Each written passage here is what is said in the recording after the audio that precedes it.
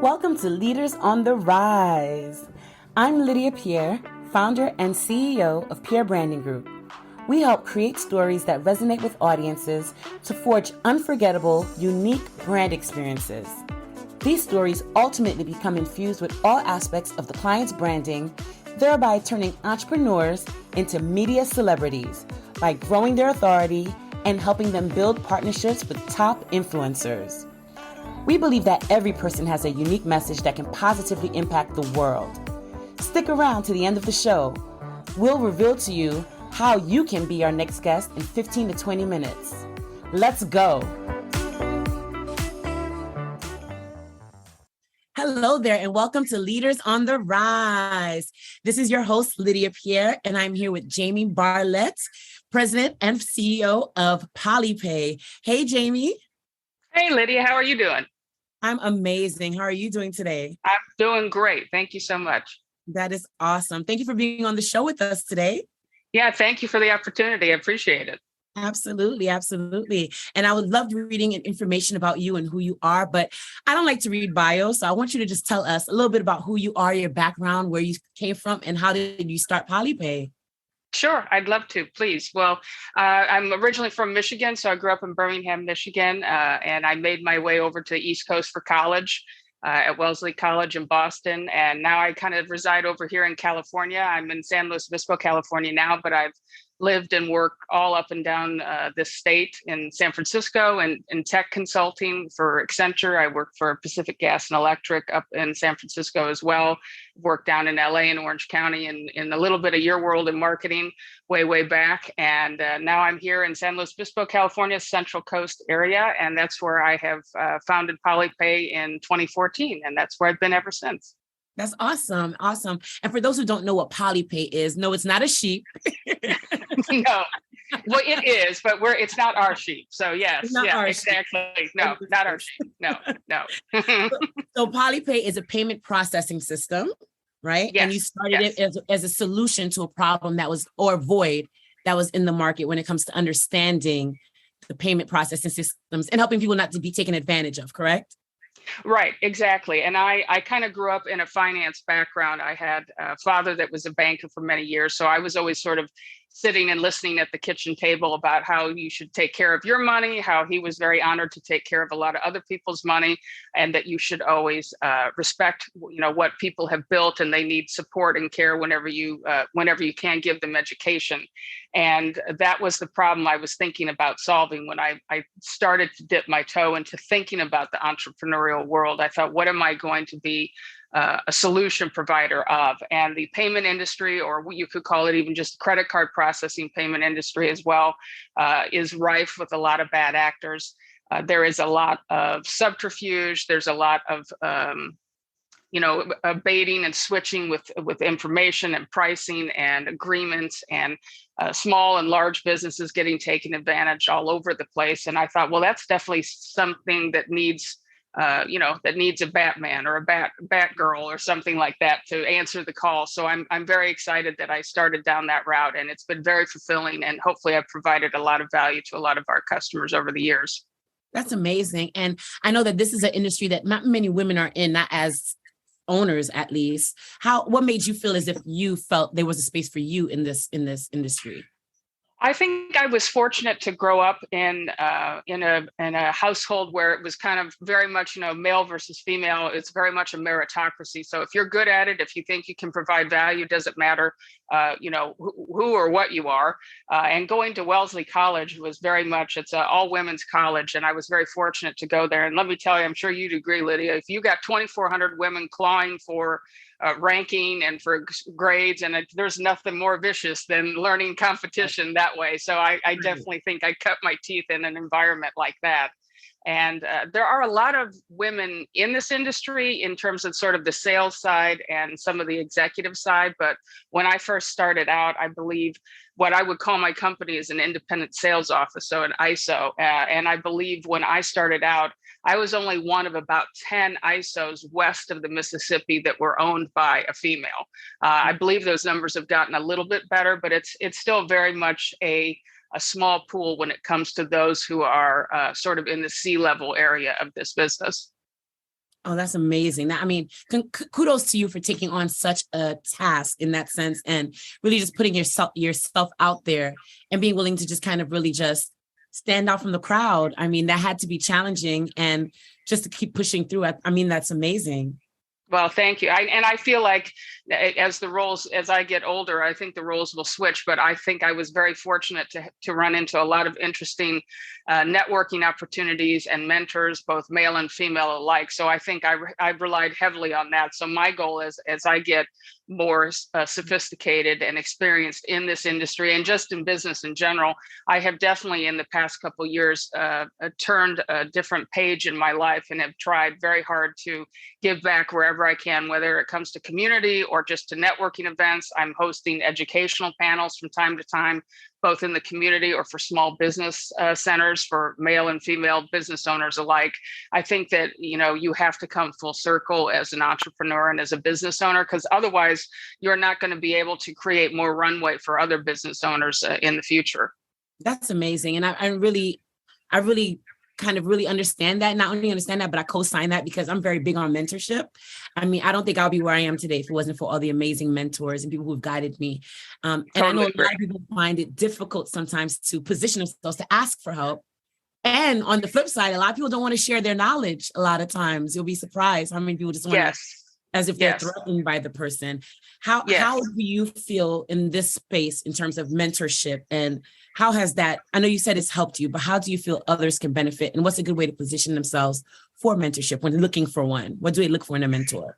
I think you have to look for someone who, they don't have to tick all the boxes. I think, especially in my space too, it's a very small space in terms of finance and being a female business owner in that aspect. But I think you have to pick someone who has had a unique background, or maybe they tick just a couple of the boxes.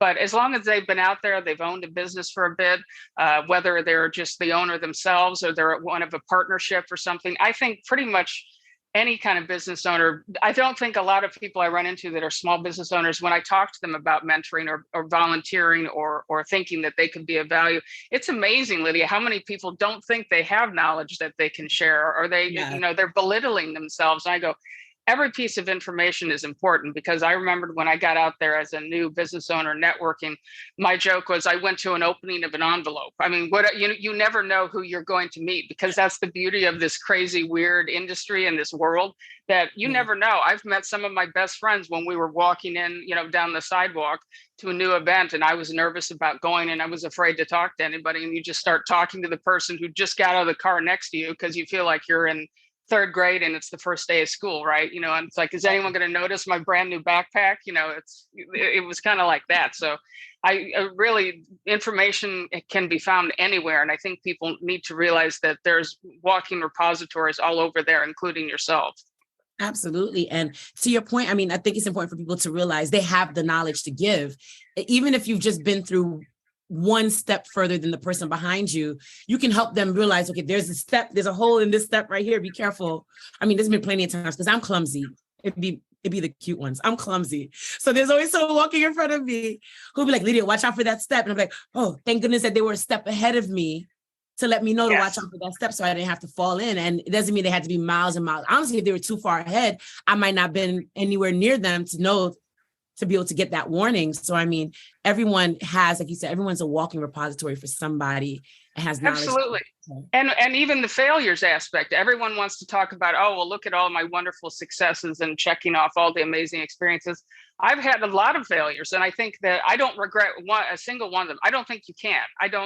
Then you're not using your knowledge correctly. So sitting back there and hemming and hawing, I've hired the wrong people, or I've tried to start a side business off of more of a software side to our business. I realized that space was too crowded.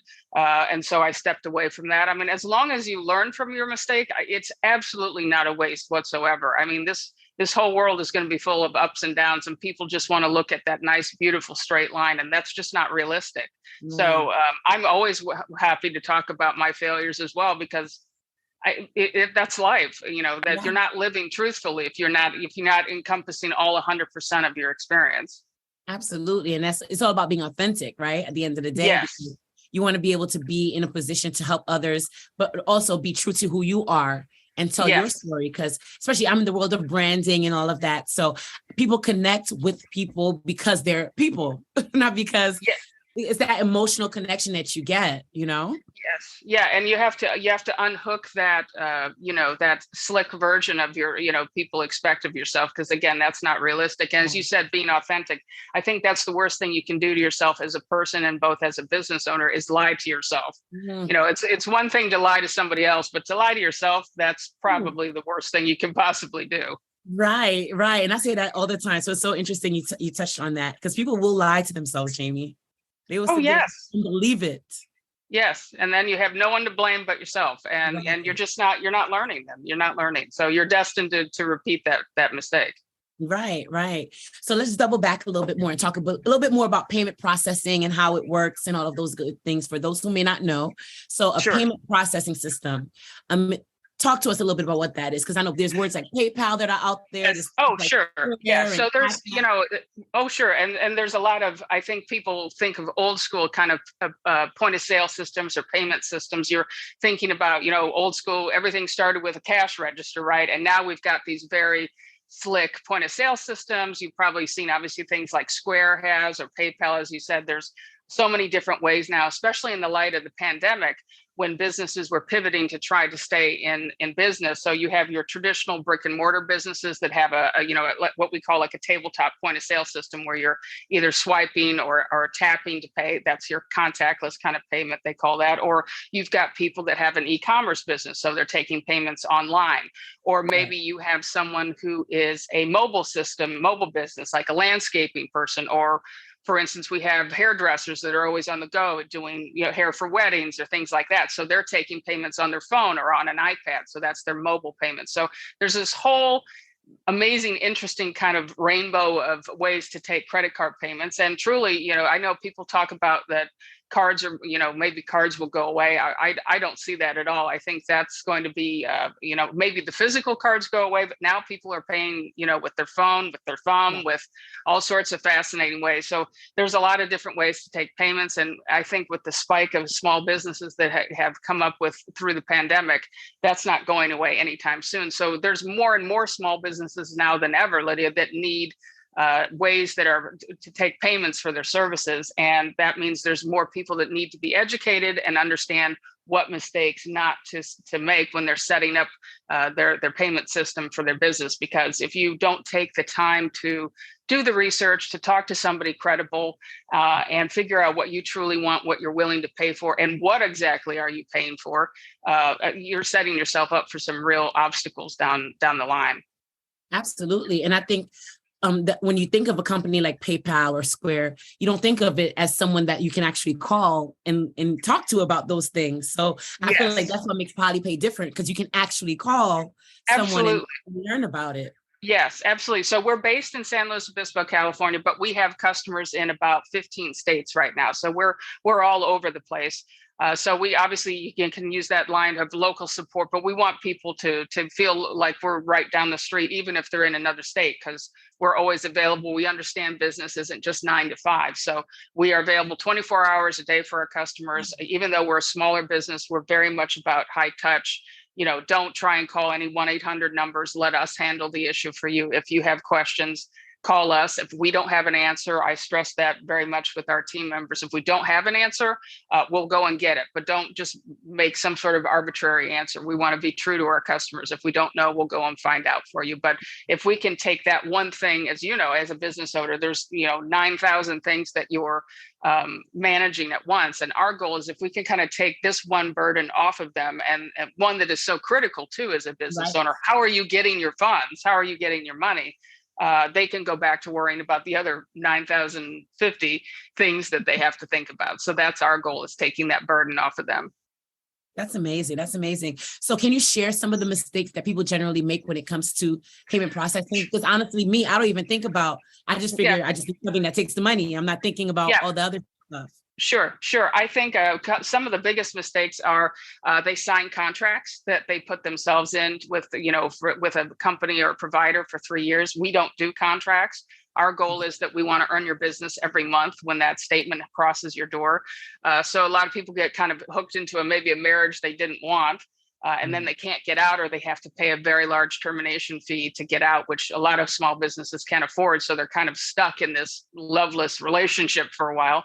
A lot of businesses don't know how to read a statement. So when you get one of these, statements every month in the mail, you should know how to read it. What does this line mean? What does this fee mean? And we teach our customers how to read it. And plus, our statement is very, very easy to read. So they know exactly what they're paying for every month and what does that mean. And a lot of other people in the industry, other peers in the industry, don't even send their customer statements. So we'll call people up who are interested, and they're like, I don't think I've seen a statement for like a year or two. I go, that's probably a bad sign. They're taking your money out of your account every month and you don't even know what it's for. So I think those are a couple things that are big mistakes. And probably one last big mistake is maybe picking a point of sale or a system that's just too large for you. It has too many bells and whistles. They get locked into like these monthly payments for these large, massive point of sale systems that have way more firepower than they need for just a small business starting out. Maybe you just need a simple terminal to start off with.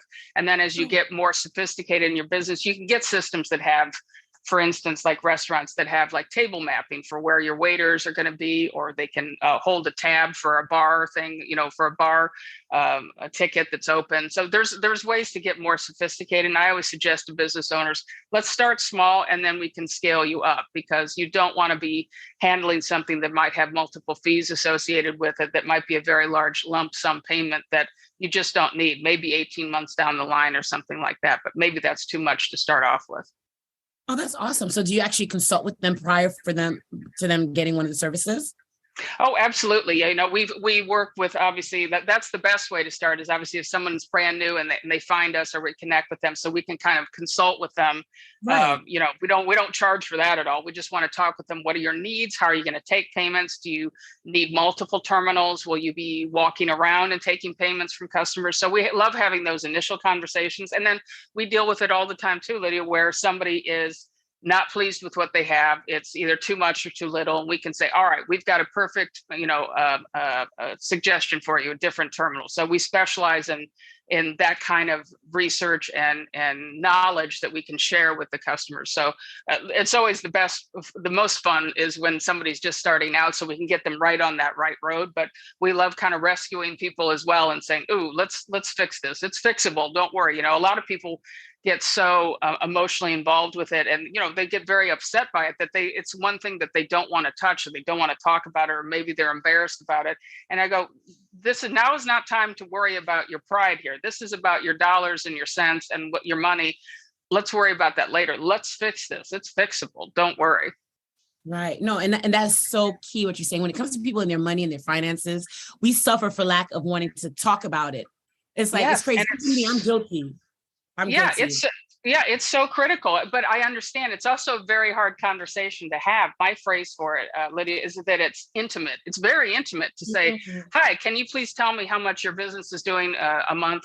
What's your average ticket when somebody buys something from you? I mean, it's a very hard conversation to have, and I understand that, but it is so critical. It is not something that business owners should sweep under the rug. Right. And then when you hide behind a big organization like PayPal or whatever, they don't have that level of intimacy with you to coach you through those moments. So you just kind of just and not a lot of options. No, or you just have an email that you can, send an email to somebody, and maybe they'll get back to you on the 12th of never about that, and that's not what we do. I mean, our goal is to pick up, on the third ring and no less. And if not, I always tell them you have to get back to your customer within 30 minutes or less at a minimum, because if someone is standing there with a queue of customers behind them and their terminal doesn't work, or something's disconnected or not working, they're losing money every minute that system isn't working. So. Right. That's amazing. I love what you do. You really are out here saving the day.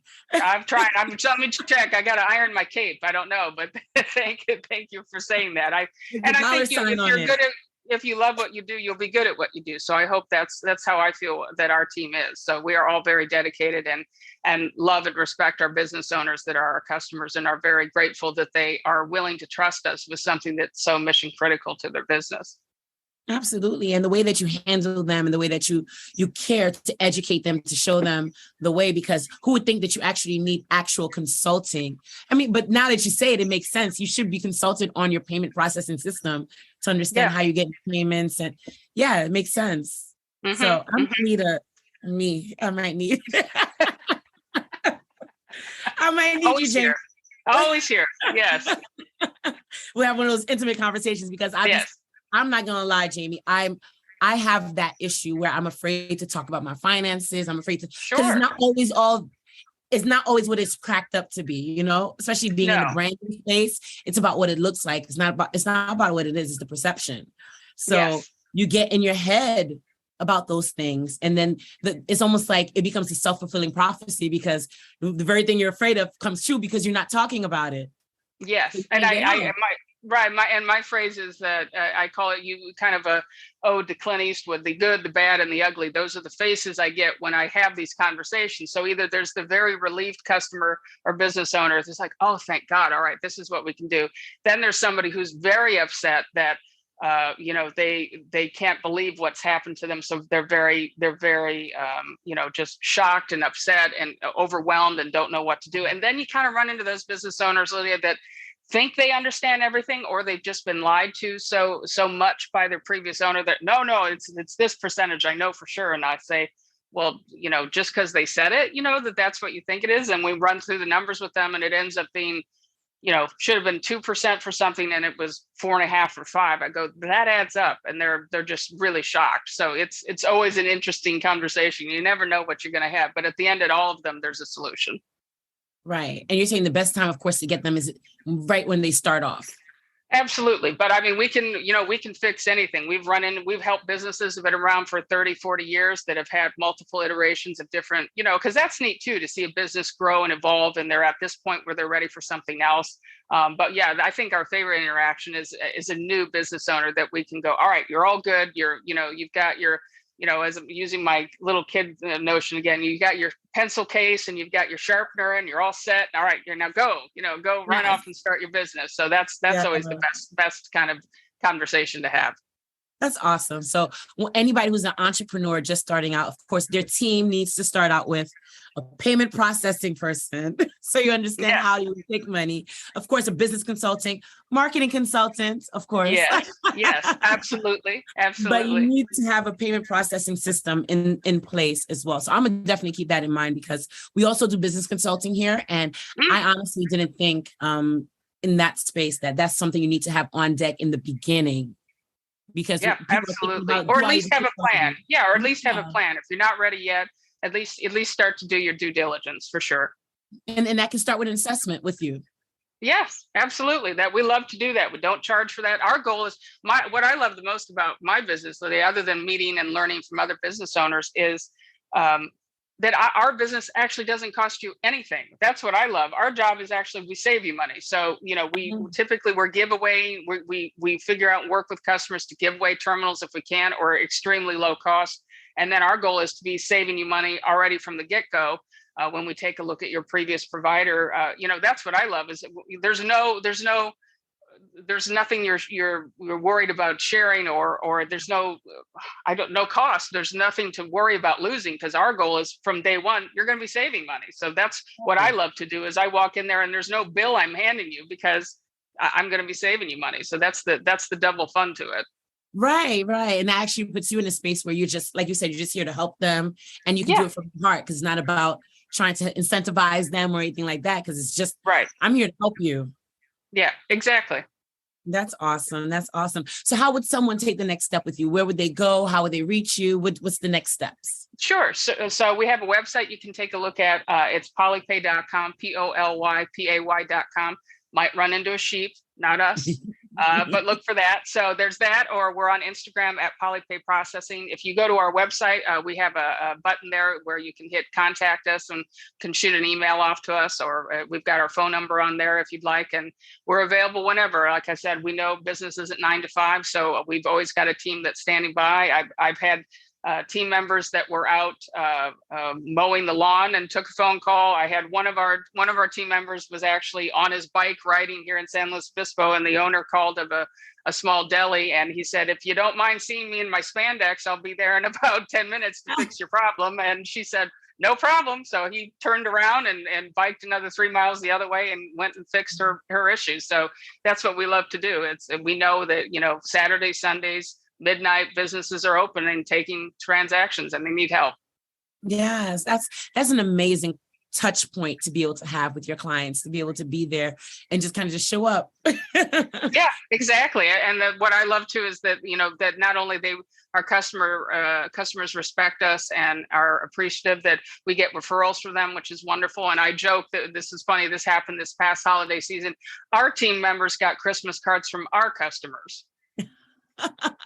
I thought, what are the odds of that? I'm like, I was jealous. I didn't get one, Lydia, but I'm like, hey, that's fine. All right. I wasn't out there in the trenches for that one, but I just love it. I go, I can't get rid of that Christmas card now because it was literally went to our team members from our customers. I go, wait, isn't it supposed to be the other way around?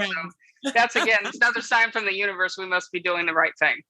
That's amazing. Well, I love what it is that you're doing in this space. I love that you're creating your own lane and just leading in your own way and leading with your heart. I think that's amazing. There's not enough people doing that. And to be able to be in a position to do so and taking that step to do so, that says a lot about who you are and what you stand for. So thank you so much for all you do. Thank you, Lydia. I think, your reputation is everything. And as long as your head, hits that pillow at night and you can sleep well and you're doing the right thing. Yes, that's what it's all about at the end of the day. It's not about, the money will follow, but you just want to make sure that you're of clear conscience, you're a good person, and that you're making an impact in people's lives, so. Yes. We're only here once. So that's right. Right. And before we go, tell us about your referral advocate program. How does that work? Yes. Absolutely. So we love that. As I said, we're fortunate to have a lot of customer referrals, but we have a wonderful referral advocate program where, perhaps, we have everyone from retired people to part-time working people to people that are either in maybe a CPA industry or they're working in an IT industry or marketing, business consulting, people in restaurants, anywhere you might interface with business owners. And you might have someone who would be either maybe a manager or the business owner themselves that you can connect with, and maybe ask them if they'd like to talk about their processing situation, if they want to have some conversation about that. Maybe they just want someone to take a look at it for them. So what we do is we sign those referral advocates up. All they need to do is put us in contact with the person that we might be able to help. We'll take it from there. We have some referral advocates that want to be very involved, so we copy them on all of our conversations. We have others to just say, hey, let me know if you close the deal for me. And then what we do for them is on an ongoing basis, they will receive a part of the revenue that we do make from our fees each month, as long as we have the customer. So Lydia, I have referral advocates that have been around for, I think we've had this program for about 5 years that, still are getting funds, from people they referred us to 5 years ago, because I'm proud to say we still have those businesses. We still have our first business that we signed to this day as a customer. So if we're benefiting from it, we want our referral advocates to benefit from it as well. And there's no minimums to make or anything. If you bring us one lead a year, great. If you bring us one lead a week, fantastic. It's really up to us and then to carry the ball over the line then. And we just appreciate that, any referral advocate that works with us, we tell them we'll treat all of your referrals with the utmost respect, understanding, again, another very intimate component, right, Lydia, is our people's relationships and people trusting you. And if you're handing over a business or a contact or a name, that needs to be treated with respect as well. And we always do that for all of our referral advocates, because they're taking an extra step for us. So we need to do our part as well. That's amazing. So you're not only helping people save money, you're helping them make money. Absolutely. Yeah. They love it. Yeah. I love people just, making a bit of money on the side or do as much as you want to make some income. And and as you said, as long as they're a customer of ours, they can get a portion of what we make every month. I'm very clear about how we report that with them. They see what we make on a customer. They'll get a little breakdown on what they're making, and we share that with them every month. And there's a whole kind of section on our website as well, Lydia, that talks about a referral advocate program a little bit more in depth, but it's probably great. They can give us a call about that as well too. Right. And the website again is polypay.com. That's POLYPAY.com. and you'll be able to see all the information you need to know about PolyPay and the amazing services that they provide. You'll see the team, you'll see solutions, and you'll see more information about the referral program that we were just referring to. So Yes. polypay.com. Well, Thank you, Ms. Lydia. Of course, Jamie, thank you so much for your time with us. And thank you for sharing your story about mentorship and about just the way that you like to handle your customers and care for them. Again, it's amazing what you're doing. And I love that you're leading with your heart. And I hope that people see you as an example of how they can decide how they want to run their business. And they don't have to be out here clawing for dollars or anything like that, but you can be successful and still care for your people. Yes, and as you said, do the right thing and the money will follow. And that's I haven't seen that not be the case yet. So I totally agree with your statement. So thank you. Of course. Thank you. Thank you. That's all we have for now with Jamie BARLETT. And we thank you so much for your time with us. And again, visit polypay.com to learn more about the amazing services that they provide for your payment processing system. Thank you all. Thank you. Lydia here. Thank you so much for listening to Leaders on the Rise. If you are a successful CEO, founder, C-suite executive, decision maker, successful business leader, or an influential entrepreneur who would like to be on this podcast, please visit pierrebrandinggroup.com/podcast to apply. If you got something out of this interview you would like to share on social media, just do a quick screenshot with your phone and text it to a friend or post it on the socials. If you know someone that would be a great guest, tag them on social media to let them know about the show and include the hashtag #LeadersOnTheRise. I love seeing your posts and guest suggestions. We are regularly putting out new episodes and content. To make sure you don't miss any episodes, go ahead and subscribe. Your thumbs up, ratings, and reviews go a long way to help promote the show, and they mean so much to me and my team. Want to know more? Go to our website, pierrebrandinggroup.com, or follow me on LinkedIn and Instagram at Lydia Pierre _. Thanks for listening. We will see you next time.